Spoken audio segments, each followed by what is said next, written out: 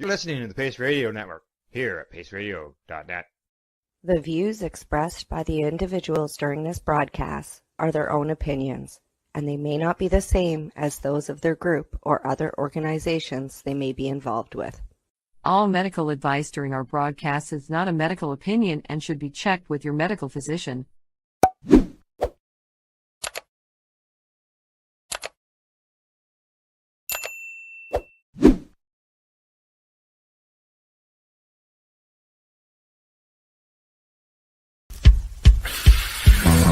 Oh yeah, baby, that's lovely.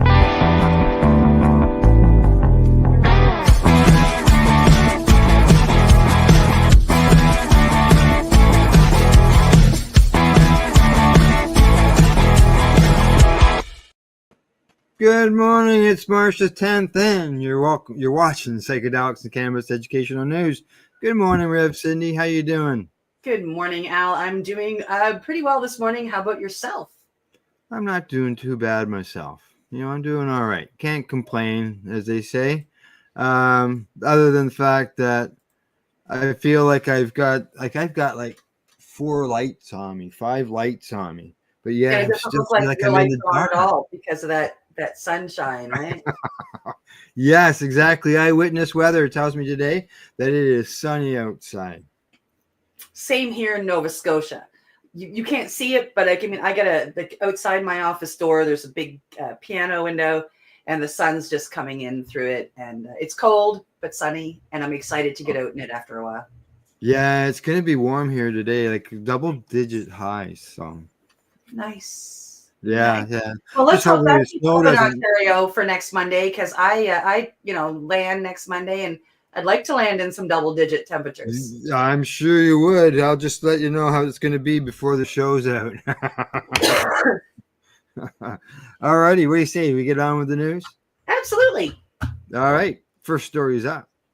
Coming to us from StratCan, Health Canada seeks more feedback on CBD as a natural health product and CBD for pets. All right. Health Canada's released a new consultation document looking at the potential regulatory path for CBD to be regulated as a natural health product. Feedback must be submitted by June the 5th, 2025. The agency has been exploring the topic since 2018.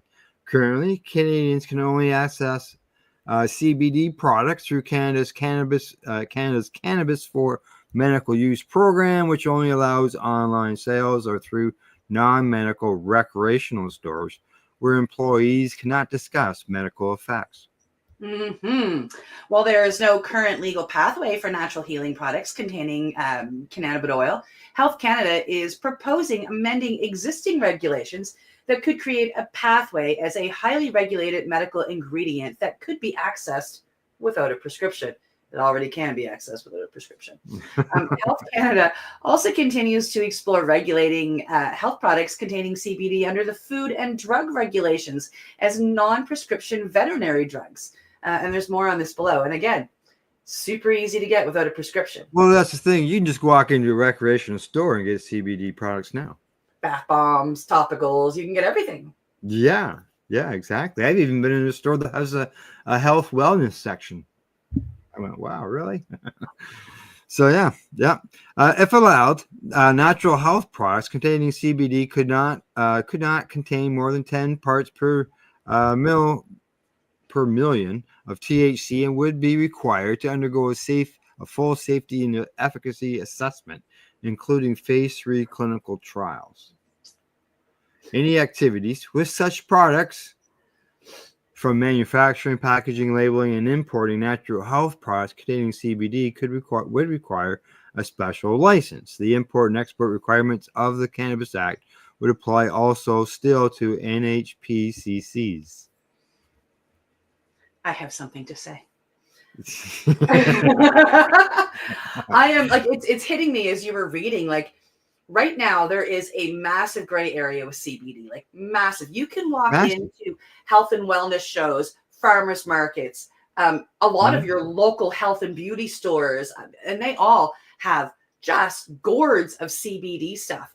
And the government's finally going, oh, wait a second, we can make a lot of money on that. Let's make Like- that illegal. Like they said, they've been looking at this at since 2018, Yeah. and Now like people are what's making taking it. them so long? Like this is ridiculous. It's Yeah, available in so many places. people are selling it left, right, and center. Like it's, the little head shop that I work at, we carry CBD products, because that gray area is there and it's huge, and people are ignoring it. And now the government's going, well, wait a second, we can make more money if we regulate this. So now they're about to criminalize all of these small businesses, and I'm a little sick over it. I'm really like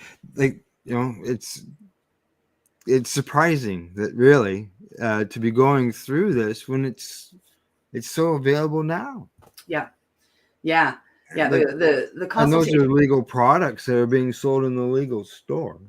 Yeah, it's on those shelves, and like I said, popping up in farmers markets and health food stores and beauty shops and all of this. And I guess when it comes to a legal store, they say, well, it's minors can't access a legal store. But I know a guy who sells it in the farmers market. He's promoting it all the time. Yep.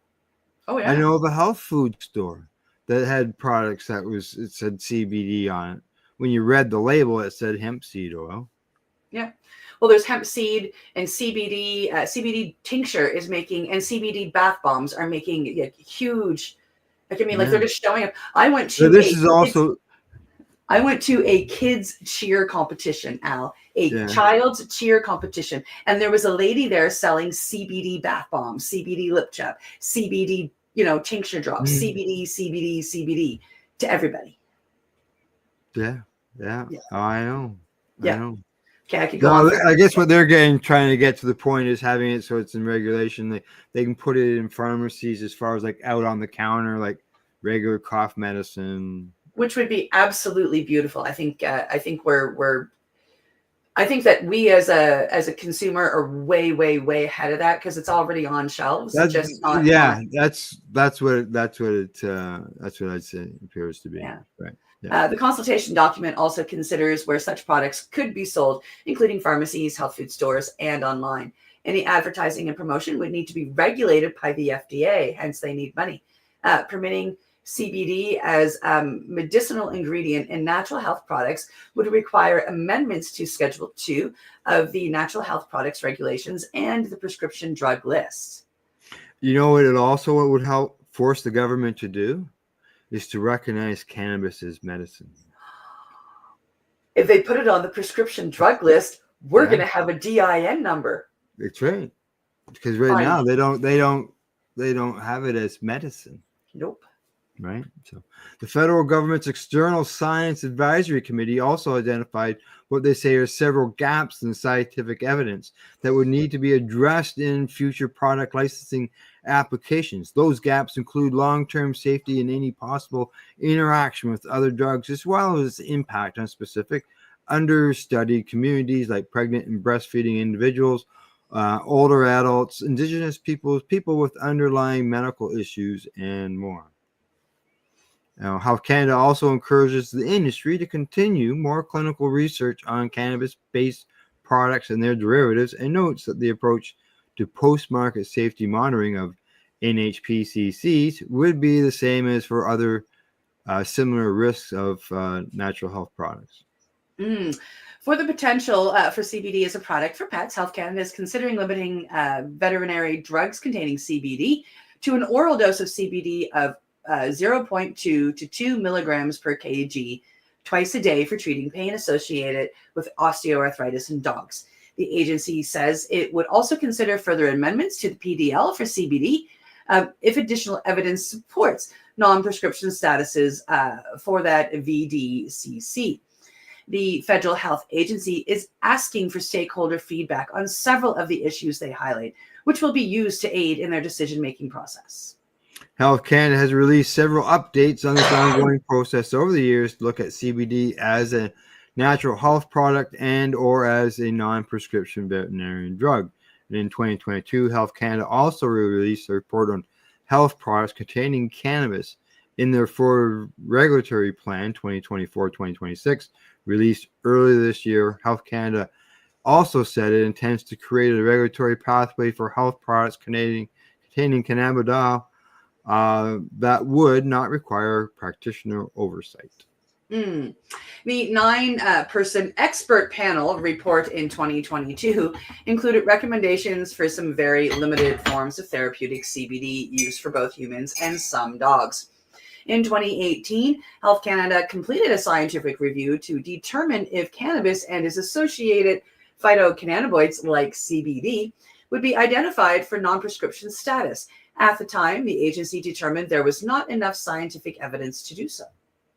The federal government's 5-year report on legalization, released in 2024, included a recommendation that Health Canada make it possible for people in Canada to access health products containing cannabis through standard drug approval pathways. Now, the Cannabis Act Review Panel also recommended that health agency prioritize the development of a pathway for health products containing CBD, but noted the challenges around a lack of available research. So there you go. Very interesting. Yeah, that's like you say, it's available in so many places that's out there. And just say, good morning, Judy. How you doing? Yeah. See what happens. It's there. People are using it and it's available, but maybe, like you say, we're just ahead. Everybody's ahead of them, and it's not being. Well, I mean, are we really shocked that we're ahead of them? I mean, we were ahead of them with cannabis as a whole, with mushrooms, with a lot of these older medicines that are now making a comeback. Yeah, so I'm not shocked that we're ahead of them. Yeah, exactly. No, talking about a comeback, I think our next story is a bit of a comeback, because at one time they were regulated to the bottom, but now next story's up. Coming to us from MJ Biz Daily, pre-rolls close in on top cannabis sales spot in Canada. I remember when they were really low on the list. Now, cannabis sales. They used to be absolutely terrible pre-rolls, but now they everybody's complaining about them as being the stuff in the bottom of the bag, like bud shaped. Floor sweepings was a phrase people would use. So here we go. Let's find out what they say. Cannabis sales in Canada dropped last year, but pre-roll sales continue to rise and are on the verge of becoming the top sales category in the country.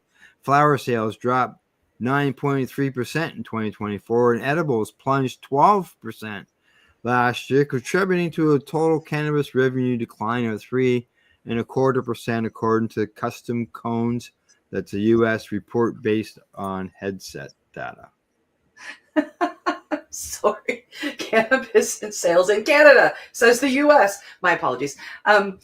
The total cannabis revenue refers to the total sales value of finished products at stores across all categories. At the same time, pre-roll sales rose at 1.25%, and units sold increased by 1%. In Canada, flower is the sales leader by 0.25%, beating pre-roll sales by $11.4 million, says James Valentine, content market manager for Renton, which is a Washington-based Custom Cones USA.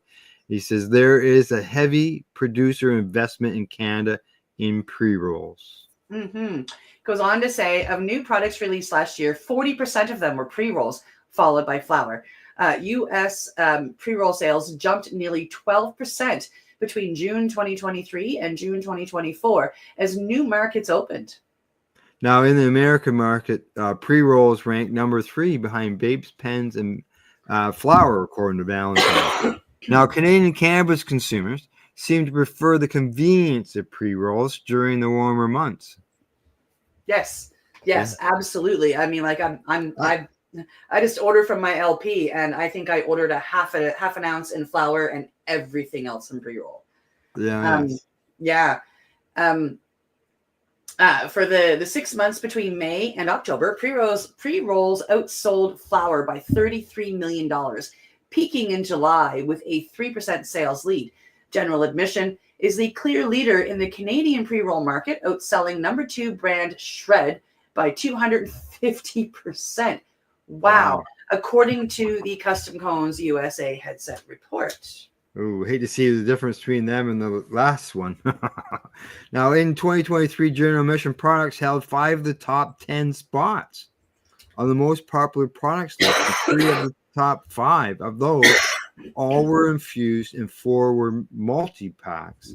I do hear the name quite often.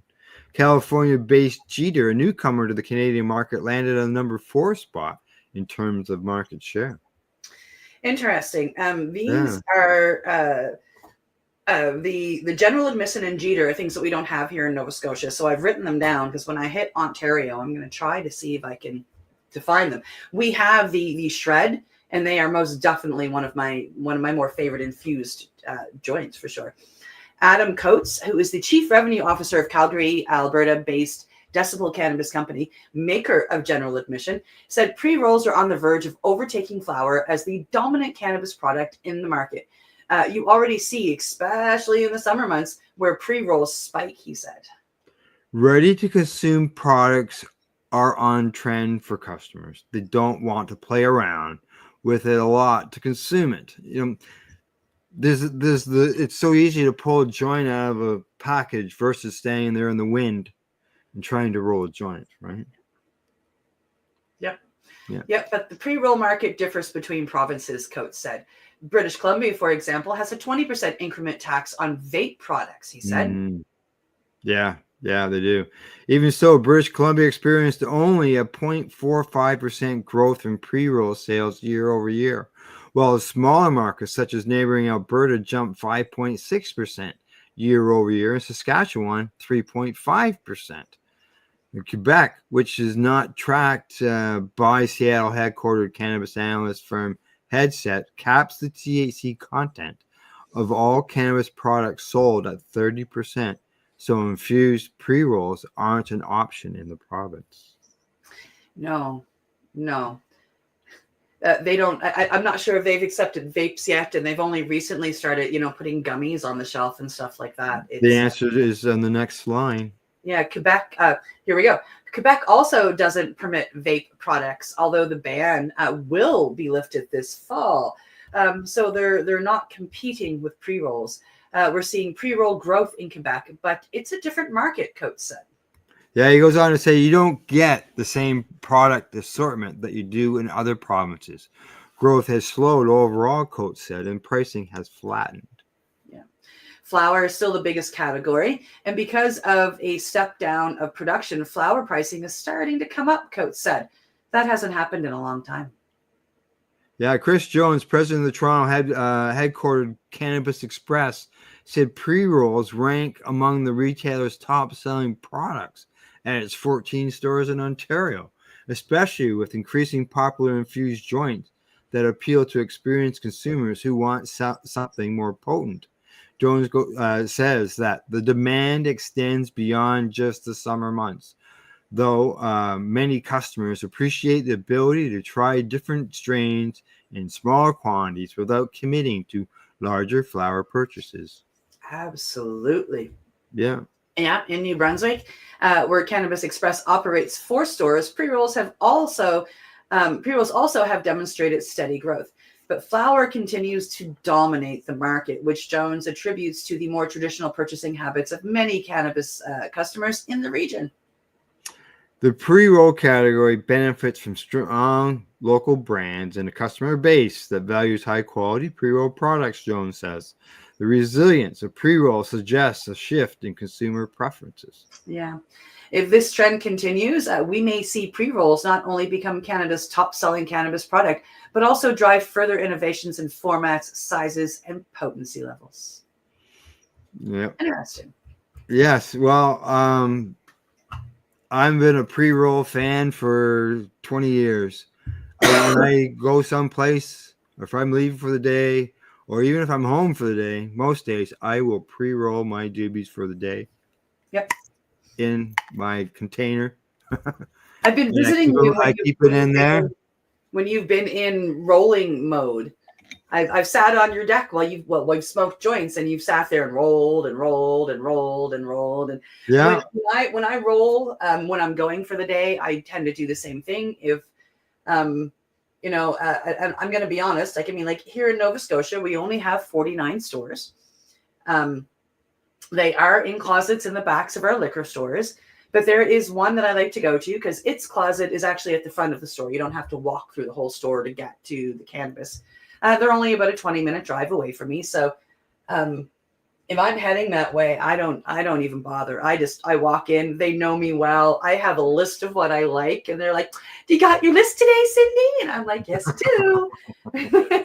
And, I'm quite famous for my list when I walk in, and it's always all pre-rolls because it's given me the ability, honestly, to be lazy. And they're good. It's good cannabis. It burns clean. It burns pure. They use a good paper. I mean, back in October of 2018, I got some pre-rolls. I got to tell you, it was terrible paper, burnt black. There was some bad stuff. So, I've watched them improve over the years. I've watched them listen to feedback. They need to listen to more, yes, but it's nice to see the improvements year over year. And now there are some that honestly, like as I sit here, I look in my little drawer and there are 4 kinds that I'm guaranteed to go get all the time. These are always in my drawer. I got some pre-rolls, but they're from the Legacy from Legacy 420. When I'm in Ontario, I always have those in my drawers. But yeah, it's always been more convenient to pre-roll joints. Like I mentioned during the article, the weather is a big factor, and convenience. It's right there, ready to go. Like, why spend the time? So. But at the same time, I'm not going to lie. If I am having an anxiety moment, the whole aspect of literally taking the bud and smelling it and breaking it and rolling it is part of the medicine for that too. So it's not like I only get the pre-rolls. I love the convenience. Yeah, exactly. Hey, thanks for the thumbs up, Joe. Way to go. Appreciate that. All right, Cindy, on to the next article. Here we go. Coming to us from International Cannabis Business Conference, a study. Medical cannabis doesn't negatively impact driving performance. All right. No responsible cannabis advocate wants intoxicated drivers on public highways. With that being said, just because someone has metabolized THC in their system does not automatically mean they are intoxicated, and public policies need to reflect that scientific fact. One jurisdiction that has struggled with this area of public policy is Victoria, the state in Australia. The Australian state was automatically banning the driving privileges of medical cannabis patients if they were found to have THC in their system while operating a motor vehicle in the public roadways. Fortunately, that policy was changed starting on March the 1st, 2025. 10 days into it, congratulations. Drivers who use medical cannabis in Victoria will no longer be subject to automatic license bans under a new law coming into effect in the state. From the 1st of March, such motorists will have the opportunity to argue in court that they weren't impaired by while driving. And this is a report from SBS News in a local coverage. The policy change is backed by the findings of a recent study conducted in Australia, which found that medical cannabis use does not negatively impact driving performance in experienced users. Below, we have more information about the study and findings. And this comes from a release from Normal. Yeah, they said that according to this data, it was published in the Journal of Safety Research, and they said that they assessed patients' simulated driving performance at baseline and 45 minutes after they vaporized prescribed doses of cannabis flowers. Now they say here that under Australian law, physicians may authorize cannabis products to patients unresponsive to conventional prescription treatments. Now, after vaporizing 1 dose of the prescribed cannabis flower, participants exhibited no significant changes in performance on any of the video-based tasks, which they say included hazardous perception skill, gap acceptance, following distance or speed compared to the baseline. Mhm. The study's authors concluded the findings suggest what a dose of vaporized cannabis consumed in accordance with the prescription may not affect perception ability or driving related risk-taking behavior among medical cannabis patients. The study's findings are consistent with those of several other determining that daily cannabis consumers and patients especially exhibit tolerance to many of cannabis's psychomotor influencing effects. According to the findings of a literature review published in the Journal of the German Medical Association, patients who take cannabinoids at a constant dosage over an extensive period of time often develop tolerance to the impairment of psychomotor performance so that they can drive vehicles safely. Boy, I tell you, you wouldn't have heard that a few years ago. No. No. But honestly, I mean, like that, I guess I can understand the government's concern.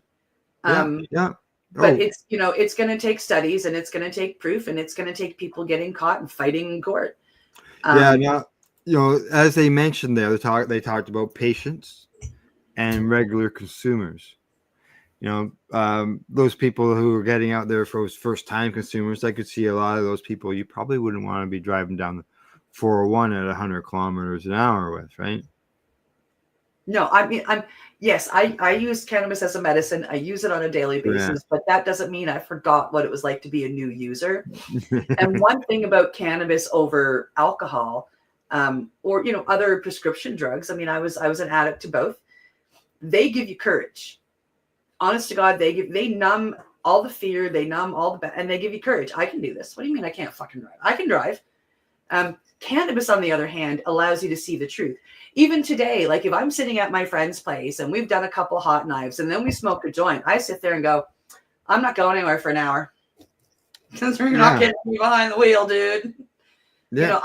I stop myself. And because it's not that I'm scared, it's that I'm smart, Well, I've even recently I was at a friend's place and they went to go light up a joint and I said, "Whoa, I'm just about to leave, so save that for yourself." And then I was gone, 10 or 15 minutes later, right? Yeah. So.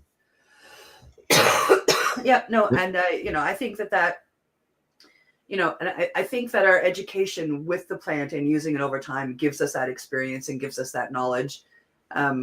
And really, even as a new user, we have that knowledge. The cannabis tells you don't want to drive. Mm-hmm. Nah, you just want to sit here and chill. Yeah. And it's easy to listen to. Yeah. Smile. Yeah. All right. Talking about smiling. It's time to go on our last story before we go to break. Here it is. Coming to us from the scientist. Trippy hearing aids. Psychedelics spur new synapses in mouse ear cells. Wow. I read this headline and I thought, what? Really? Here we go. Growing old is a bittersweet experience. While it brings with it many joys of life, it also carries the baggage of undesirable changes to the body. Hear, hear. One such hallmark of aging is the loss of synapses, the connections between neurons, which is key driving force for many neurodegenerative disorders. This phenomenon, called synaptopathy, can affect synapses across the board, causing the detrimental changes to memory, such as Alzheimer's disease, or diminished sensory perception, as in age-related hearing loss. The burden of hearing loss is twofold. Not only does it affect more than 50% of the population, but it also associated with 2 to 3 times greater risk of age-related dementia. According to Ura Manor, who's a cell biologist at the University of California, they say if you have age-related hearing loss, you have a higher chance of also having dementia or cognitive decline. Wow. Well, that sucks. I'm so glad that my hearing loss is by really loud music. Hey, go ahead. Currently, there are no approved treatments for synaptopathy, but researchers have been looking into an interesting candidate, psychedelics. A leisurely afternoon of reading during the pandemic left Manor amazed that psychedelics could potentially treat a range of mental health diseases like post-traumatic stress disorder, depression, and anxiety. And excuse me, I shouldn't have said disorder. I should have said injury. It's like a silver bullet, he said. At the same time, emerging reports showed that the medicines could induce plasticity in neurons.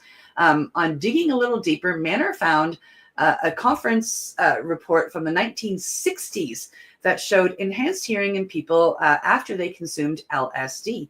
Curious to find out if these effects stemmed from structural changes, Manor and his group studied the effects of psychedelics on mouse ear neurons and found that psychedelics induce the formation of new synapses in the cochlea, the hearing organ, which is the hearing organ present in the inner ear. This is the first time someone has reported an effect from psychedelics on neurons outside the brain, said Manor, about the preliminary findings presented at the Association for Research of Otolaryngology's annual meeting in February of this year. He hopes that data could pave the way for new treatments for hearing loss and other peripheral neuronal defects. Really? Like, wow. We're talking about so much about psychedelics and helping with mental health, but be dripping the LSD tincture into my ear? Yeah. That's cool. Many psychedelics act by binding serotonin receptor 2. Manor and his team found that these receptors are expressed in the mouse cochlea as early as 1 month after birth, suggesting that psychedelics could influence cochlear neurons. So they obtained some samples from adult mice that had normal hearing and were either exposed to psilocin or left untreated, and labeled the synapse between cochlear hair cells and auditory sensory neurons using antibodies. A single dose of psilocin was sufficient to cause a significant increase in the number of cochlear synapses as compared to animals that were not exposed to hallucinogens. A synapse function test revealed that the new synapse also led to an increase in signal transmission between the cells. The effects lasted for a month after a single treatment. Oh my God. I know. A major drawback of psychedelics as therapeutics is their strong hallucinogenic effect. To combat this, Manor collaborated with Dave Olson, a chemical neuroscientist at the University of California. Davis, who has developed non-hallucinogenic psychoplastogens, when Manor and his colleagues tested the effects of these modified compounds on the cochlear neurons, they observed the formation of new synapses as well as growth of neural protrusions. Wow. I know, eh? The group has previously reported that synaptopathy and age-related hearing loss precedes cognitive decline in several Alzheimer's disease mouse models. Based on these observations, Manor thinks of the cochlea as the canary in the coal mine, serving as an early sign of neurodegeneration in the brain. It's a harbinger. It's a notification that neurons are degenerating, he says. His team has begun experiments to test if the stimulatory impact of psychedelics on peripheral synapse formation has therapeutic potential to treat disorders such as hearing loss and neuropathies. There you go. Wow. Yeah. Wow. That was really interesting. Very cool. Yeah. We've never come across a story like that. Eating magic mushrooms to improve your hearing. Yes. Yeah. And not necessarily improve your hearing, but to make that synapse go. So, because I mean, a lot of people, there's two really big types of hearing loss, and where everything gets quieter. But then there's that you hear somebody say dog, but really it comes through as the synapse, it totally screws it up, and you hear, bag instead of dog. And yeah, this is beautiful. Wow, this can help to fix, especially in that second kind. So the word, even if it's quiet, you're hearing the word that is being said. It just blows my mind. That is incredible. Yeah, big time. Good Got a morning, Ken. message. Good morning, Kent. How you doing, buddy? Thanks for tuning in. And I'll have to talk to you next time I see you. Talk about mushrooms helping hearing loss. Like, yeah. Be nice to hear more of these those stories. See if there's other articles coming out on it. Yeah. All right. Time for us to take a break. Commercial time. Time to hear from those who inform us or help us inform you. How's that? I think I got that right. You're watching Psychedelics and Cannabis Educational News. We're found here at paceradio.net and at 420pace.ca. You're listening to the Pace Radio Network here at paceradio.net. Legacy 420 have an awesome array of cannabis-infused beverages, from pop to Nature's Nectar's teas, all in amazing flavors. What a selection! We even have a delicious mango-infused juice, and let me tell you, it's delicious. Everything is infused in-house, so we buy our syrup from, the same place where everybody else buys their syrup for their pop, and the infusion is done in the lab. It's all canned here, labeled here, produced 100% on Tyndonega. We have 2 lines of drinks. One's called our Nature's Nectar. That was our original line that we came out with. And then we also have a line under the Red E brand. We have them in 10 milligrams, 30 milligram, and 60 milligram cans. What a great selection for a get-together with friends or after a long day. Remember, if you want to wet your whistle with on-site lab-tested products, come see your trusted partner. Legacy 420 out on your road.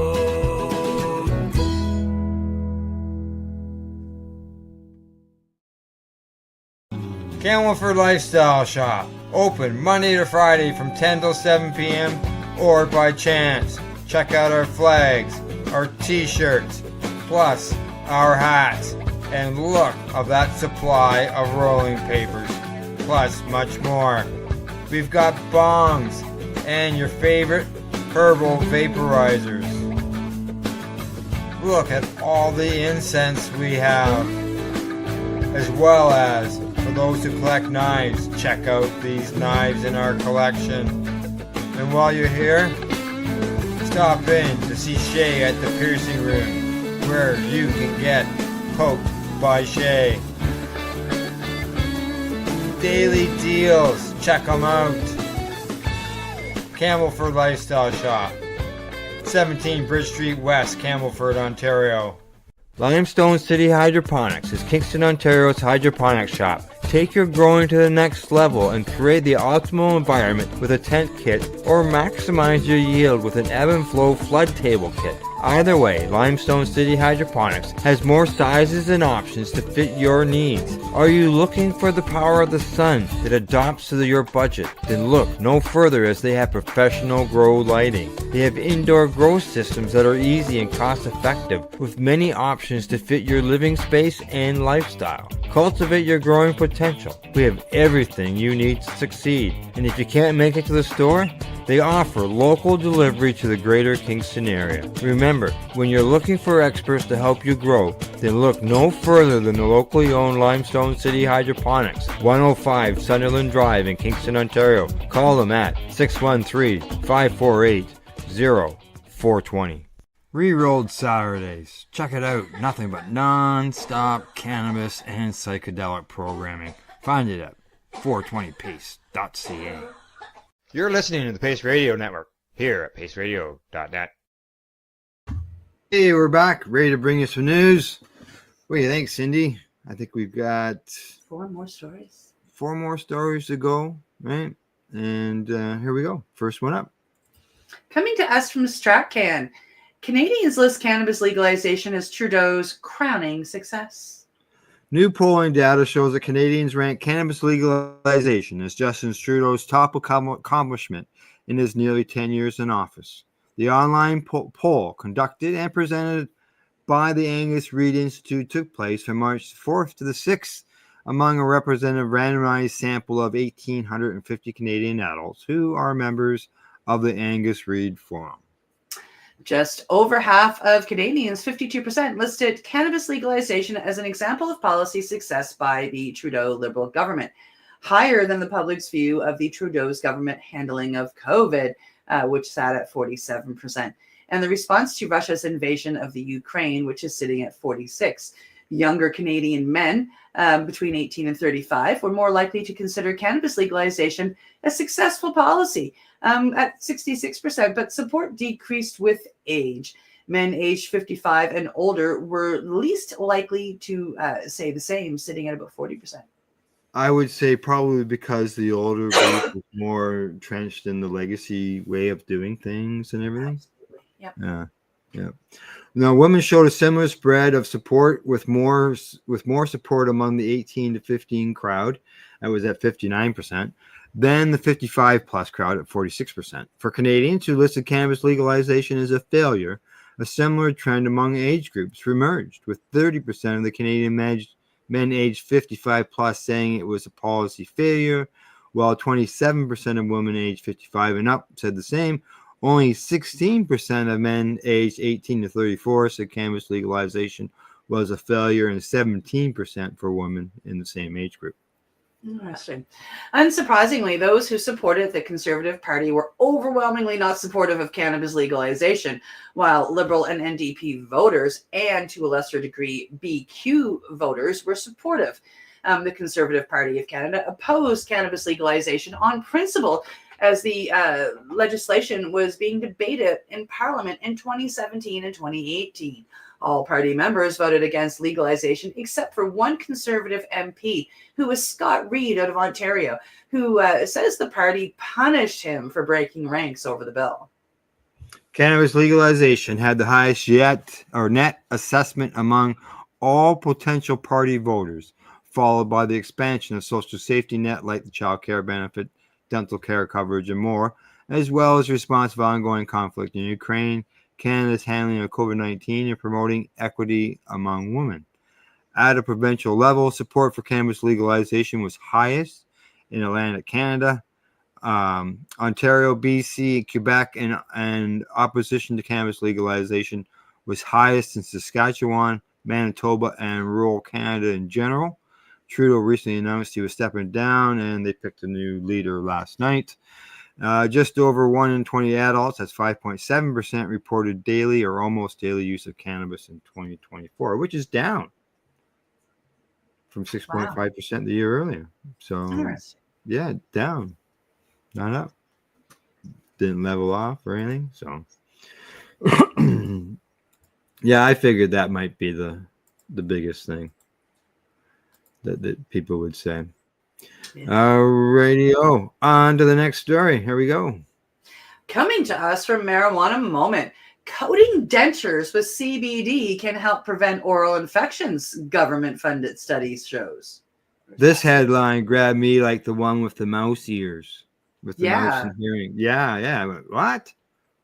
Yeah, a new published journal article says the cannabis compound CBD could be an effective way to avoid oral infections when incorporated into the primary material used in dentures. Published last month in the journal Molecules, the government-funded research says bonding CBD to dentures demonstrates potential for antibiotic-free denture coatings, reducing dental biofilms and plaque formation, and improving oral health outcomes.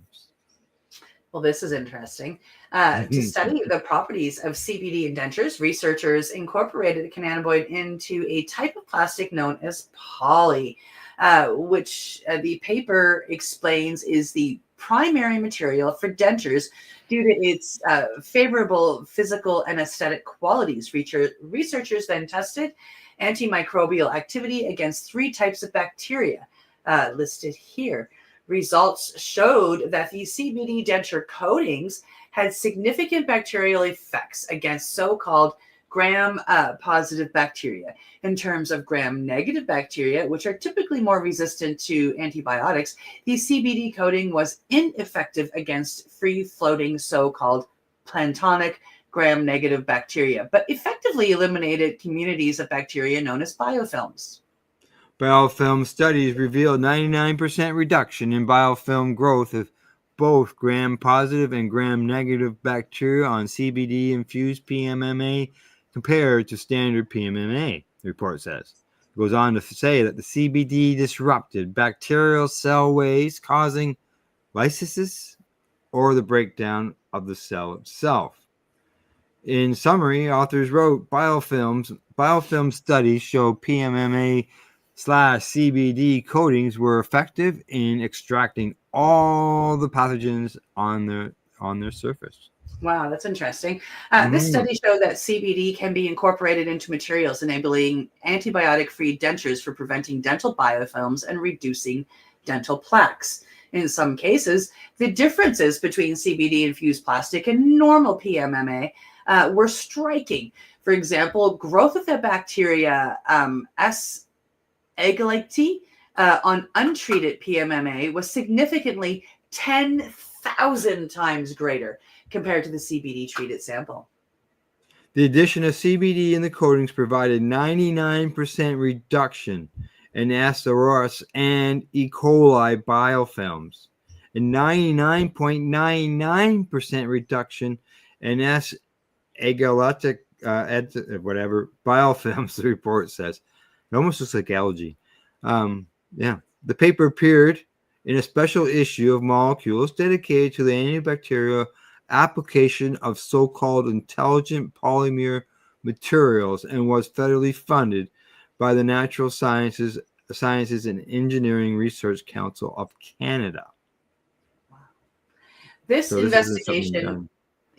investigation presents a pioneering approach for the development of antibiotic-free coatings, offering an alternative to conventional methods. And this was written by the 5-author research team from Western University in Ontario here in Canada.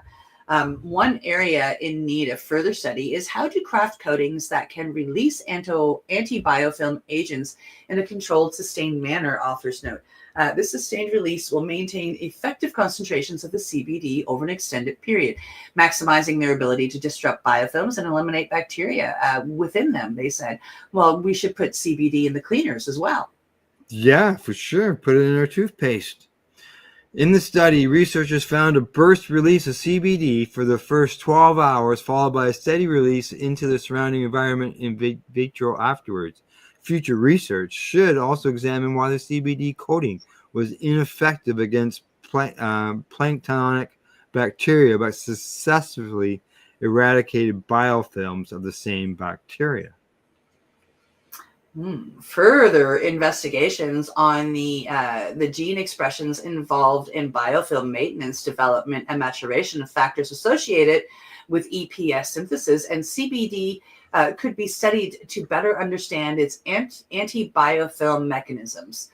Other scopes of research could be CBD and its effect on these biosynthesis of fibria, which is surface proteins, or also surface proteins, virulence factor genes, and other bacterial structures involved in adherence to surfaces. Again, let's put it in our denture cleaners. The new findings, when I clean them next, I'm putting a few CBD drops in there after reading this. The new findings come as a separate study found that CBD could offer promising treatment for a common type of vaginal infection. That report similarly focused on biofilms, specifically of the bacterium Gardnerella vaginalis, which is found naturally in the vagina but can also cause vaginosis, which when out of balance with other microbes. In laboratory tests, CBD demonstrated antibacterial and antitoxin effects that weakened G. vaginalis and eliminated biofilms. Yeah. Wow.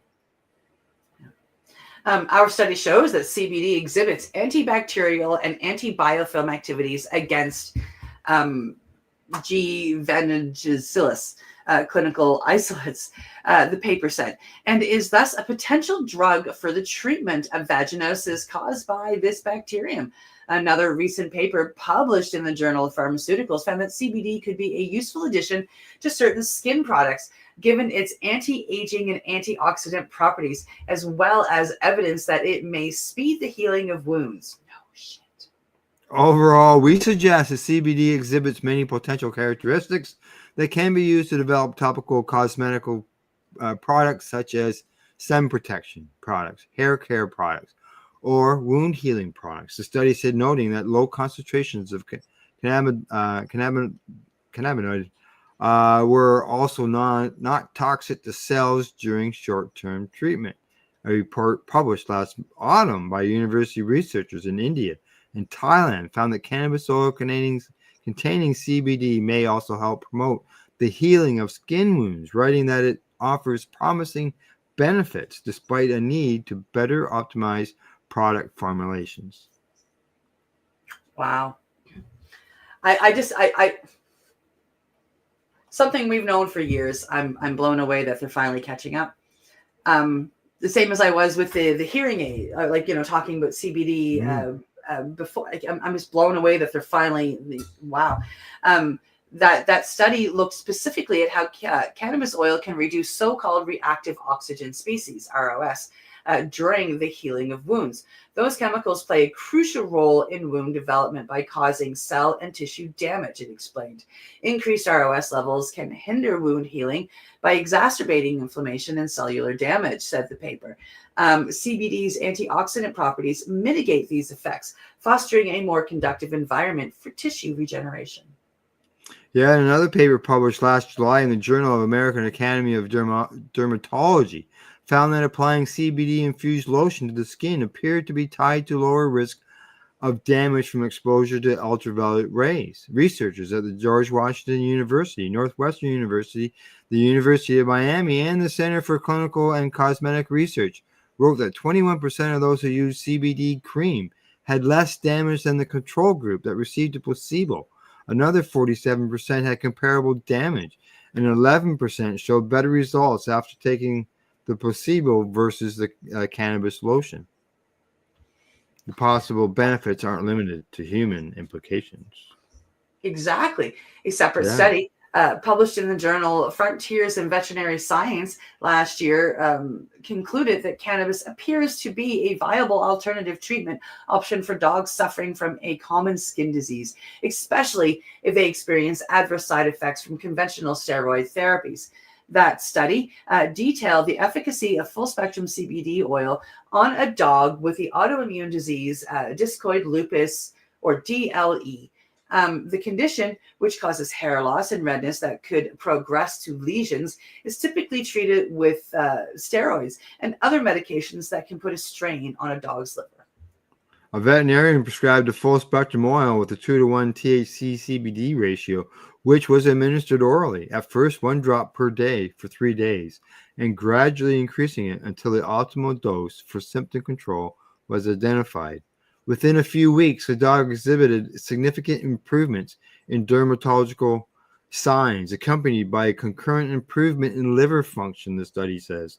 Interesting, the owner reported an improvement in the dog's behavior shortly after discontinuing prednisone and within the first day of receiving the cannabis oil. Mm-hmm. Another analysis published this earlier year found that more than 1 in 10 Americans reported consuming the non-psychoactive cannabis component within the past month, with prevalence significantly higher among people who also use cannabis itself. There you go. There we go. Interesting. Yeah. But I mean, a lot of this stuff, I mean, we've been using topicals for years to heal ourselves. 15, 20 years ago, I've got this bad cut, put some cannabis oil on it, put a Band-Aid on it. And a couple of days later, it's all closed up, right? We've known this for a while. I'm glad to see that they're getting on board. And I hope they don't try to regulate the CBD market as crazy as they've regulated the teas. Yeah, because that sort of ties in with that earlier story. Yeah.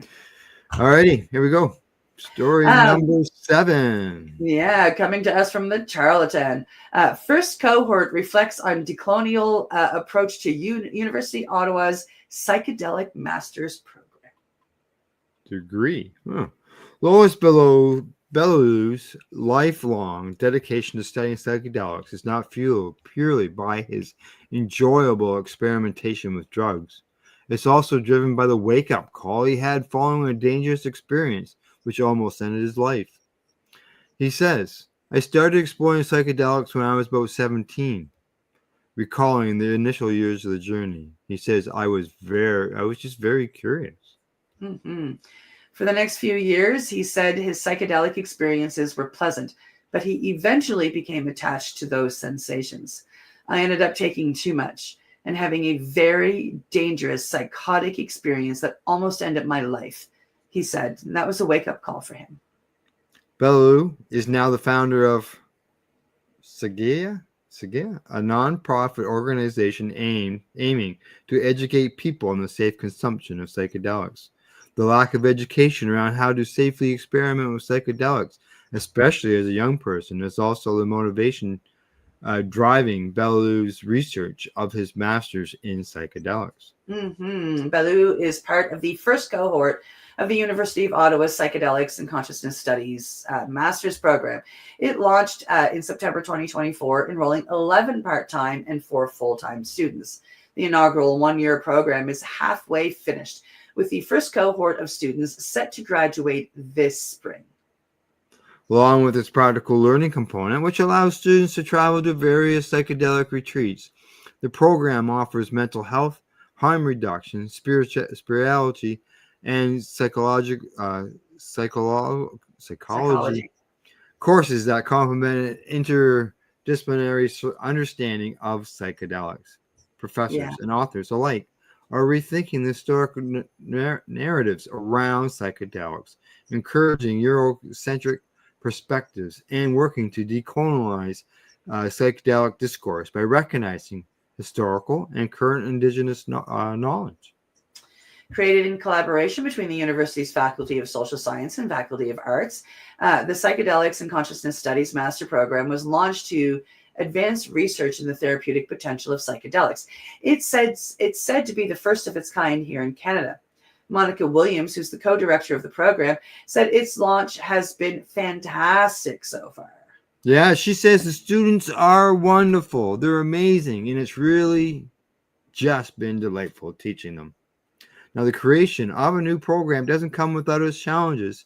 Since its inception in 2020, Williams said the financial aspect has been an ongoing difficulty as it strives to continue operating substantially. Yeah, it's a new program. So it was bumpy to get started because we didn't really have the funding to launch the program until the first students enrolled and paid their tuition, she said. To fund the program, Williams said there's been some philanthropic donations for scholarships, but more funds are needed as the program enters its next few years.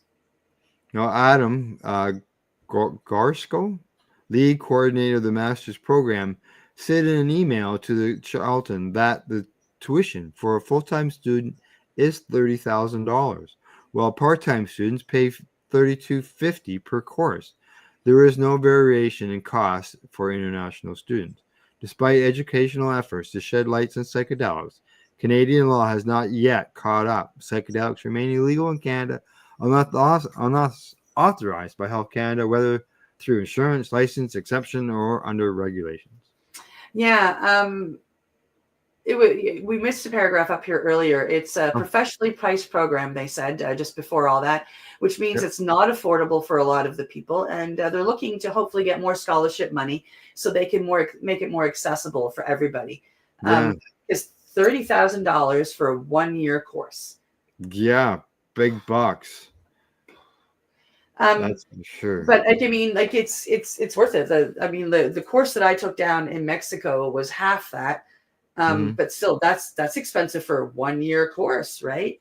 Yeah. A professor in the Masters of Psychedelics and Consciousness Studies program, she said, Ariel Funzadlida, said the university isn't intending to push a legalization agenda. No, our agenda is to simply to educate people around psychedelics and turn it into a legitimate academic field, whether those substances remain legal or not, he says. However, Vilzelanda said the appropriation of psychedelic substances by Western societies is, on some level, making nature illegal. He says it's an ideological battle the program is aiming to fight. Psychedelic substances are naturally occurring substances that naturally grow in forests and have historically been used by various indigenous communities. She said there has been a really long history of using various types of plants and fungi and frogs and toads for religious purposes, primarily in the Amazon region where mushrooms grow abundantly. There has been a movement towards a cultural appropriation of psychedelics, she said, with the Western perspective taking an ideological precedent.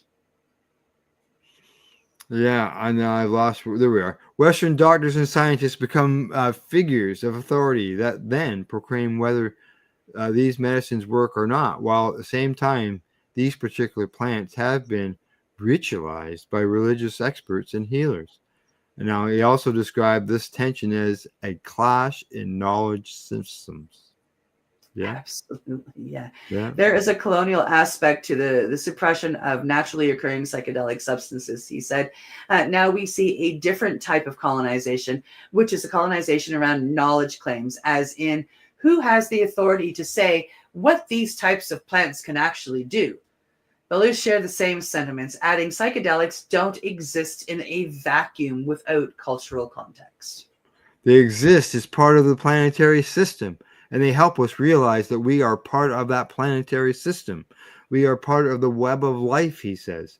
We can use them in ways that help us live in harmony with that web of life. Bellou said a cultural sensitive approach is paramount to recognizing and acknowledging the historical and cultural context in which psychedelics exist today. Absolutely. Williams, whose research focused on the accessibility of psychedelics for marginalized communities, said the use of psychedelics within traditional indigenous communities as medicines was widely considered evil during the colonial period. But of course, Western clinicians started to learn about the benefits of psychedelics, and they appropriated them largely from indigenous communities and then repackaged them for Western news, Williams said. And the lack of historical knowledge in Western practice on how to safely use psychedelics has led to problems like dangerous overuse, she says.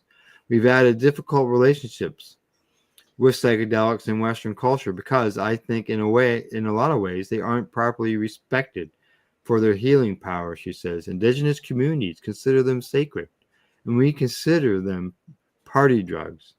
That's a big problem. Yep. Yeah. Indigenous scholar Georgina Martin said there is a reluctance to share communal knowledge due to the uncooperative history we have with Canada. Martin originates from the Secwepemc Nation and is a member of the Lake Babine Nation located in British Columbia and the co-lead of the Not See Mott Center for Psychedelic Research. In an email to the Charlton, Martin said Indigenous scholars are currently fielding many questions around the type of psychedelic practices present in Indigenous communities. Part of the challenge is the vast diversity that exists across Canada, and all the nations handle things differently, she says. Despite most plant medicines originating in Indigenous, Latin American, and African cultures, positions of power with psychedelics organizations, events, and research are predominantly filled by white people, according to a 2020 release by Maps Canada. Yeah. This does not accurately reflect the racial diversity that exists within North America and the rich cultural history of plant medicine use, the release reads. Williams said, the Masters of Psychedelics and Consciousness program not only hopes to teach students about the historical context of psychedelics in Indigenous communities, but also that these communities are still using them in healing practices today. Yeah, she says that we owe a debt of gratitude to these communities for sharing them with us, and we want to try to make some of the same. We want to try not to make the same mistakes. That being said, we have to also adapt these medicines for Western culture if they're going to be useful for those of us who are in Western culture. Now, Valenzalinda said the transformation of sacred plants into pharmaceutical medicines without acknowledging their origin is part of the colonial process. Yep. There is no reciprocity, he said. We steal indigenous knowledge, and then there's all these pharmaceutical companies that are buying to make incredible sums of money. Absolutely. This tension is where the Psychedelics and Consciousness Studies program comes into play, according to her. He said the practical learning component gives students the opportunity to travel to various retreats around the world, including Ecuador, Jamaica, and Montreal, where psychedelics are legal. Montreal is legal? I know Jamaica. has Ecuador, but I did not realize that Montreal had some bylaws there. I'm going to have to look that up. Look that up. This practical component is required to graduate from the program. Williams says the hope is for students to experience psychedelics for themselves during those retreats. However, students aren't required to have a psychedelic experience during those retreats if they wish not to. She goes on to say that if you haven't had a psychedelic experience before, it's really hard to understand or explain what happens. So personal experience is really important. Obviously, we're not going to require everybody to have that experience. One of the retreats is in Jamaica, where Williams said students can participate in psilocybin mushroom ceremony. Students also have the option to participate in an ayahuasca ceremony in Ecuador. And for those who don't want to travel far, attend an ayahuasca church in Montreal. There we go. That's why it's legal. This winter, Baloo is traveling to Ecuador. Although psychedelic experiences won't be new for him, he said he's excited to go on the retreat as part of an institution. Yeah, I see we're well past our time here, and there's still lots more to go in this article. It's an interesting article. I'm not going to close that one off. I'm going to keep it open and continue to read it. Yeah. And I'm not even going to go on to the next story because we're going on 10 after, so we'll just wrap things up. But I will let everybody know that Canadians are consuming less alcohol and more cannabis. Absolutely. And that story is on our news page. Correct. Yeah, basically, pretty well almost all the stories that we do every day here on Psychedelics and Cannabis Educational News can be found at our Facebook page. So you can always follow up on those stories. So, Rev Cindy, anything before I sign us off? No, a good choice in stories by both of us. I had a really great show today, learned lots of interesting stuff, and I hope that you guys did too, and I look forward to seeing you on Thursday. Yeah, exactly. Yeah, that's why we put the name educational. The word educational is in our name for sure. All right, from the Legacy420.com news desk, that's the news for today. We hope you found it educational and informative. Thanks to Legacy420.com, the Campbellford Lifestyle Shop, Limestone City Hydroponics.ca, and At-Eze.ca. And as I always say, don't forget to educate, medicate, and do not incarcerate. You're listening to the Pace Radio Network here at paceradio.net. The opinions of the individuals during this broadcast are their own and may not be the opinions of their group or other organizations they may be involved with. All medical advice during our broadcast is not a medical opinion and should be checked with your medical physician. When you have a pain that's reached its peak, Legacy for 20 is so unique. If organic cannabis is what you seek, here's your trusted partners 7 days a week. Suppository salves, vapes and drops, topicals, edibles, infused pop. Just when life seems like it ain't easy, at Legacy 420 enjoy a pop freezy. Lab tested products make them the GOAT. Legacy 420 out on your road. Legacy 420 in Tyndonega Mohawk territory. Indigenous organic cannabis at its finest. Enjoy the buzz of legalization with Campbellford Lifestyle Shop. From lights to plant nutrients, books, consumption accessories, and more. We've got all your basics to grow or consume cannabis. Visit our info center or take a look at our piercing services and body jewelry, now available in-store through Campbellford Lifestyle Shop. 17 Bridge Street West, Campbellford. Limestone City Hydroponics is Kingston, Ontario's hydroponics shop. Take your growing to the next level and create the optimal environment with a tent kit, or maximize your yield with an ebb and flow flood table kit. Either way, Limestone City Hydroponics has more sizes and options to fit your needs. Are you looking for the power of the sun that adapts to your budget? Then look no further, as they have professional grow lighting. They have indoor grow systems that are easy and cost effective, with many options to fit your living space and lifestyle. Cultivate your growing potential. We have everything you need to succeed. And if you can't make it to the store, they offer local delivery to the greater Kingston area. Remember, when you're looking for experts to help you grow, then look no further than the locally owned Limestone City Hydroponics, 105 Sunderland Drive in Kingston, Ontario. Call them at 613-548-0420. We are people advocating cannabis education here at paceradio.net.